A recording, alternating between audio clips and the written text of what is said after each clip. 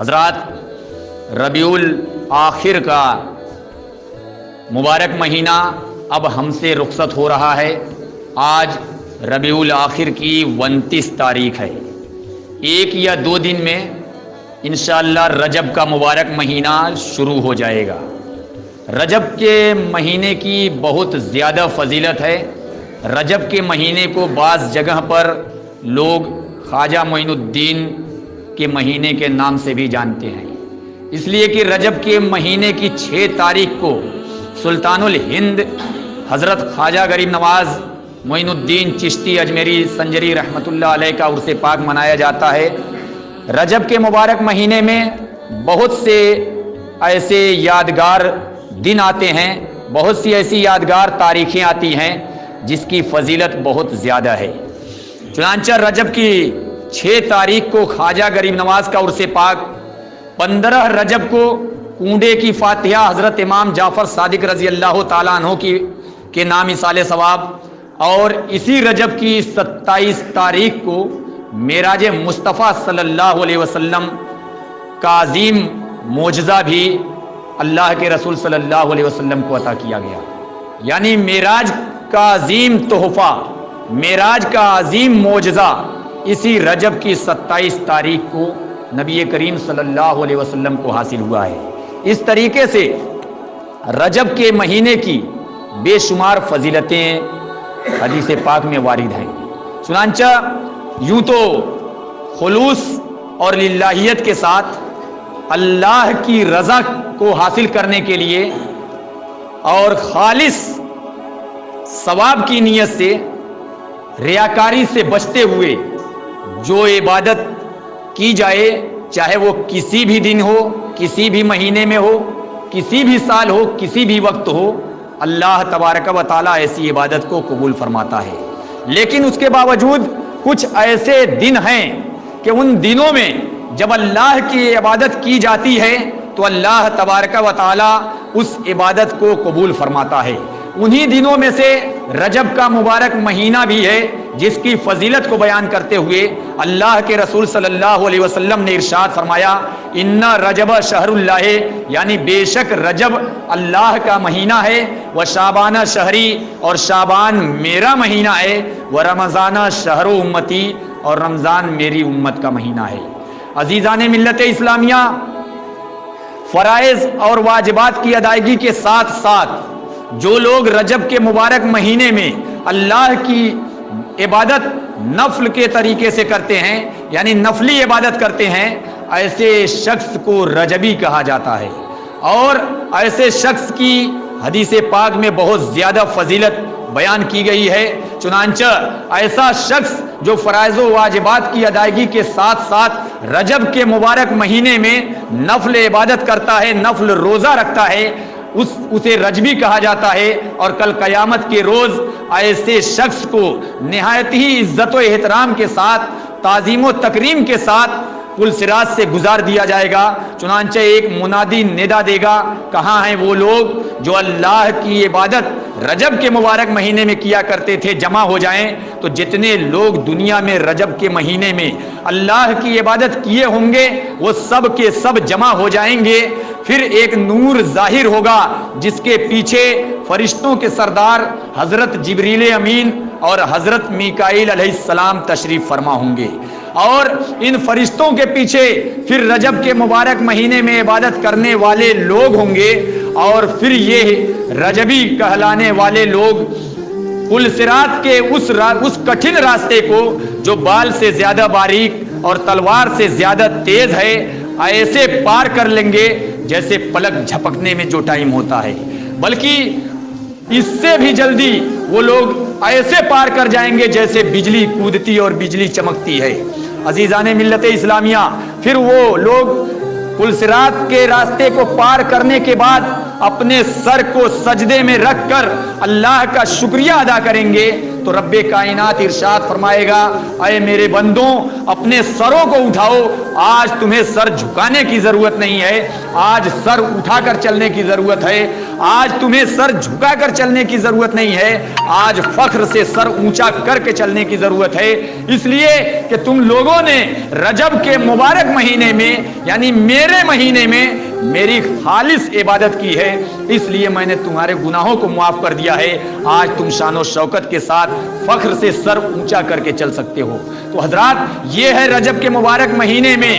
نفل عبادت کرنے والوں کی فضیلت کہ جو لوگ رجب کے مبارک مہینے میں اللہ کی عبادتیں کیا کرتے ہیں ایسے لوگ کل قیامت کے روز پلک جھپکتے ہی بجلی کی طرح پل صراط سے گزر جائیں گے۔ یہیں تک محدود نہیں بلکہ رجب کے مبارک مہینے کی روزے کی فضیلت کو بیان کرتے ہوئے اللہ کے رسول صلی اللہ علیہ وسلم نے ارشاد فرمایا،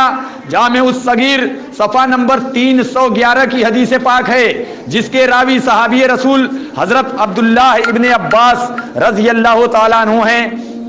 فرماتے ہیں کہ اللہ کے رسول صلی اللہ علیہ وسلم نے ارشاد فرمایا کہ جو شخص رجب کے مبارک مہینے کی پہلی تاریخ کو روزہ رکھے گا اللہ تبارک و تعالی اس کے 3 سال کے گناہوں کو معاف کر دے گا، اور جو شخص دوسری تاریخ کو روزہ رکھے گا اللہ تبارک و تعالی اس کے 2 سال کے گناہوں کو معاف فرما دے گا، اور جو شخص تیسری تاریخ کو روزہ رکھے گا اللہ تعالی اس کے 1 سال کے گناہوں کو معاف فرما دے گا۔ پھر اللہ کے رسول صلی اللہ علیہ وسلم نے ارشاد فرمایا کہ اس کے بعد جو شخص روزہ رکھے گا تو ہر روزے کے بدلے اللہ تعالیٰ اس کے 1 مہینے کے گناہوں کو معاف فرما دے گا۔ تو حضرات یہ رجب کے مبارک دن اور تاریخ کے روزے کی فضیلت ہے کہ پہلی تاریخ کا روزہ 3 سال کے گناہ کو ختم کرتا ہے، دوسری تاریخ کا روزہ 2 سال کے گناہوں کو مٹاتا ہے، اور تیسری تاریخ کا روزہ 1 سال کے گناہوں کو مٹاتا ہے، اور اس کے بعد کا ہر روزہ 1 مہینے کے گناہوں کو مٹاتا ہے۔ یہیں تک محدود نہیں بلکہ اور آگے اللہ کے رسول صلی اللہ علیہ وسلم نے ارشاد فرمایا، شعب الایمان جلد نمبر 3 صفحہ نمبر 368 کی روایت ہے، اللہ کے رسول صلی اللہ علیہ وسلم نے ارشاد فرمایا کہ جو شخص رجب کے مبارک مہینے میں صرف اور صرف ثواب کی نیت سے اور اللہ کی رضا کو حاصل کرنے کے لیے، اللہ کی خوشی کو حاصل کرنے کے لیے ایک بھی روزہ رکھتا ہے تو اللہ تبارک و تعالیٰ اسے اپنی سب سے بڑی عظیم خوشنودی عطا فرما دیتا ہے۔ پھر اللہ کے رسول ارشاد فرماتے ہیں جو شخص 2 روزہ رکھتا ہے تو اللہ تبارک و تعالیٰ اسے ایسی فضیلت اور ایسی بزرگی عطا فرمائے گا جسے زمین اور آسمان کی مخلوق بیان نہیں کر سکتی ہے۔ اور آگے سرکار ارشاد فرماتے ہیں کہ جو شخص 3 روزہ رکھے گا اللہ تبارک و تعالی اسے دنیا کی تمام بیماریوں سے، تمام آزمائشوں سے محفوظ فرما دے گا، یہاں تک کہ پاگل ہونے سے وہ محفوظ ہو جائے گا، سفید داغ جیسی بیماری سے وہ محفوظ ہو جائے گا، جنون یعنی پاگل پن سے وہ محفوظ ہو جائے گا، اور یہیں تک بس نہیں بلکہ اللہ کے رسول ارشاد فرماتے ہیں کہ وہ دجال کے فتنے سے بھی محفوظ ہو جائے گا اور آخرت کے عذاب سے بھی محفوظ ہو جائے گا۔ اور سرکار دو عالم صلی اللہ علیہ وسلم ارشاد فرماتے ہیں، اسی حدیث پاک کی آگے کا ٹکڑا ہے کہ جو شخص 7 روزے رکھتا ہے اللہ تبارک و تعالیٰ اس کے لیے جہنم کے 7 دروازوں کو بند کر دیتا ہے، اور جو شخص 8 روزے رکھتا ہے اللہ تعالیٰ اس کے لیے جنت کے 8 دروازوں کو کھول دیتا ہے، جس دروازے سے چاہے وہ جنت میں داخل ہو جائے۔ اور جو شخص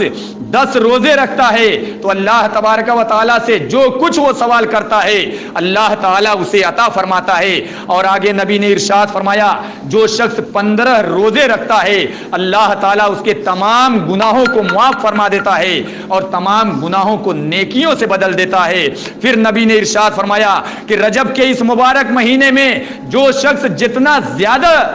روزہ رکھے گا، جتنی زیادہ نفل عبادت کرے گا اتنا زیادہ وہ اجر و ثواب پائے گا، شرط یہ ہے کہ فرائض و واجبات کو بھی ادا کرتا رہے۔ تو عزیزان ملت اسلامیہ، رجب کے مبارک مہینے کی بہت زیادہ فضیلت ہے، رجب کے مبارک مہینے میں روزہ رکھنے کی بھی فضیلت زیادہ ہے، اور رجب کے مبارک مہینے میں نفل عبادت کرنے کی بھی بہت زیادہ فضیلت ہے، لیکن اس فضیلت کو حاصل کرنے کے لیے صرف نفل کی ہی طرف دھیان نہ دیا جائے، بلکہ نبی نے ارشاد فرمایا کہ شرط یہ ہے کہ فرائض و واجبات کو بھی ادا کرتا رہے، یعنی نفل عبادتوں کے ساتھ ساتھ فرائض و واجبات کی ادائیگی بھی ضروری ہے۔ اگر فرائض و واجبات کی ادائیگی کو کوئی نہ ادا کرے تو یقین جانیے اس کی نفل نماز اگر وہ صرف ادا کرتا ہے یا صرف نفل عبادتیں کرتا ہے، صرف نفل روزے رکھتا ہے، اور جب تک اس کے ذمے میں فرائض و واجبات باقی ہیں، فرض نمازیں باقی ہیں، فرض روزے باقی ہیں، اس وقت تک آپ یہ نفل نمازیں اور نفل روزے قبول نہیں ہو سکتے۔ اس لیے ضرورت اس بات کی ہے کہ فرائض اور واجبات جو عبادتیں ہیں ان کو بھی ادا کیا جائے، اور ساتھ ہی ساتھ جو نفلی عبادتیں ہیں جن کی فضیلت حدیث پاک میں بیان کی گئی اسے بھی ادا کیا جائے۔ یہیں تک محدود نہیں بلکہ اللہ کے رسول صلی اللہ علیہ وسلم نے ارشاد فرمایا کہ رجب کا مبارک مہینہ عذاب قبر سے بھی محفوظ کر دیتا ہے۔ چنانچہ صحابی رسول حضرت ثوبان رضی اللہ تعالیٰ عنہ سے روایت ہے، فرماتے ہیں کہ ایک مرتبہ ہم لوگ نبی کریم صلی اللہ علیہ وسلم کے ساتھ ایک قبرستان سے گزر رہے تھے۔ اللہ کے رسول صلی اللہ علیہ وسلم نے قبروں کا جائزہ لیا، ملاحظہ کیا، نگاہ نبوت سے دیکھ لیا کہ قبر کے مردے عذاب قبر میں مبتلا ہیں۔ صحابی رسول حضرت ثوبان رضی اللہ تعالیٰ عنہ بیان کرتے ہیں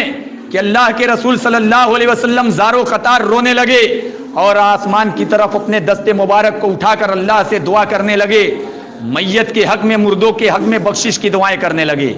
جب آپ دعا سے فارغ ہوئے، راوی حضرت ثوبان رضی اللہ تعالیٰ عنہ بیان کرتے ہیں میں نے پوچھا یا رسول اللہ رونے کی وجہ کیا تھی، کیوں آپ رونے لگے؟ تو نبی نے ارشاد فرمایا اے میرے جانثار صحابی سنو، قبر کے اندر قبر کے مردوں کو عذاب ہو رہا تھا، اس لیے مجھے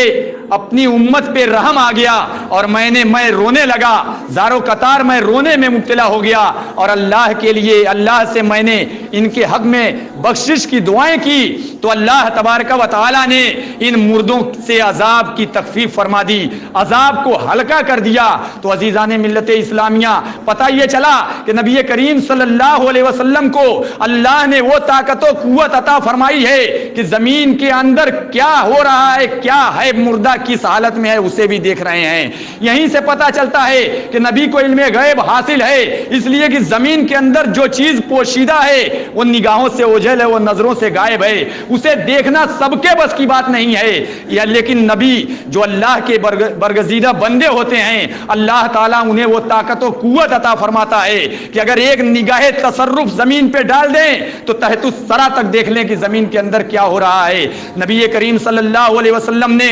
ملاحظہ کیا قبر کے اندر مردوں کو عذاب ہو رہا تھا، آپ نے عاجزی و انکساری کے ساتھ زارو قطار رونا شروع کیا اور اللہ کی بارگاہ میں دعا کی۔ اللہ تبارک و تعالی نے آپ کی دعاؤں کو قبول کیا اور قبر کے مردوں کو پر سے عذاب قبر کو میں کچھ تخفیف فرما دی۔ صحابی رسول حضرت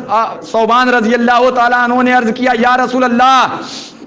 آخر یہ لوگ کیوں عذاب میں مبتلا تھے؟ تو نبی نے ارشاد فرمایا دنیا میں گناہ کرنے کی وجہ سے جو انسان دنیا میں جو کچھ عمل کرتا ہے مرنے کے بعد اسے اس کا اجر و ثواب ملنا ہے۔ پھر نبی نے ارشاد فرمایا اگر یہ لوگ رجب کے مبارک مہینے میں ایک روزہ رکھ لیتے اور ایک رات جاگ کر عبادت کر لیتے تو اللہ تبارک و تعالی انہیں عذاب قبر سے نجات عطا فرما دیتا۔ صحابی رسول حضرت ثوبان نے عرض کیا یا رسول اللہ کیا رجب کا ایک روزہ اور ایک رات کی عبادت عذاب قبر سے بچا سکتی ہے؟ تو نبی نے ارشاد فرمایا قسم ہے اس ذات کی جس نے مجھے نبی برحق بنا کر بھیجا ہے، اے ثوبان یقیناً اگر اللہ کی رضا حاصل کرنے کے لیے اور اجر و ثواب کی نیت سے ریاکاری سے بچتے ہوئے اگر ایک روزہ بھی رجب میں انسان رکھتا ہے اور ایک رات بھی اللہ کی عبادت کرتا ہے تو اللہ تبارک و تعالی اسے عذاب قبر سے نجات عطا فرمائے گا۔